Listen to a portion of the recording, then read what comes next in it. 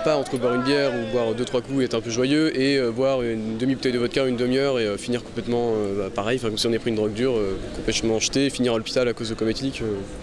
L'alcool, c'est une des seules drogues, entre guillemets, même pas entre guillemets, c'est une des drogues légales qu'on peut trouver le plus facilement à n'importe quelle heure, dans n'importe quelle épicerie. C'est un peu à la mode maintenant, je pense, entre les jeunes de se dire « Ah ouais, j'ai fait une fête, j'étais complètement défoncé, je me souviens de rien ». Avant, c'était un peu gênant et je pense que maintenant, c'est plus gênant, ils les disent avec fierté. Maintenant, on a du mal à s'amuser sans ça et c'est dommage, quoi.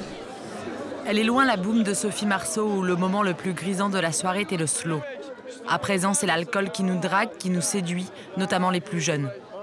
Boire de très grandes quantités en un temps limité, voilà le nouveau concept des soirées. Notre département n'échappe pas à ce phénomène d'hyperalcoolisation, c'est l'un des plus touchés au niveau national. Bien entendu, dans un groupe, l'individu, surtout concernant les adolescents et les jeunes adultes, ont tendance à perdre leurs repères habituels et leurs interdits habituels.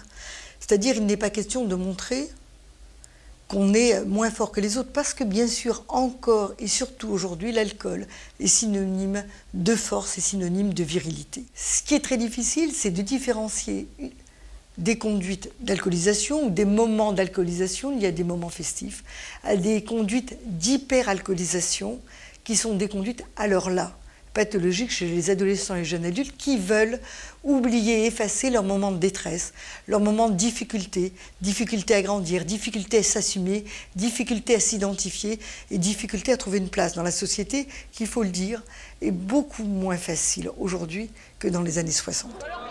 Notre génération aurait-elle du mal à assumer sa place dans cette société qui privilégie l'immédiateté? Pour de nombreux jeunes, l'alcool reste le seul moyen d'obtenir des sensations fortes. Le côté festif disparaît peu à peu de nos soirées, il laisse place à la biture express. Seul but, oublier la pression quotidienne.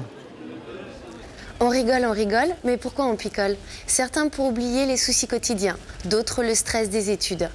Les soirées sont de véritables rituels et bien entendu, personne ne vient les mains vides. À un âge où l'on se cherche encore et où le contact avec les autres est difficile, l'alcool est une des béquilles adoptées par les jeunes.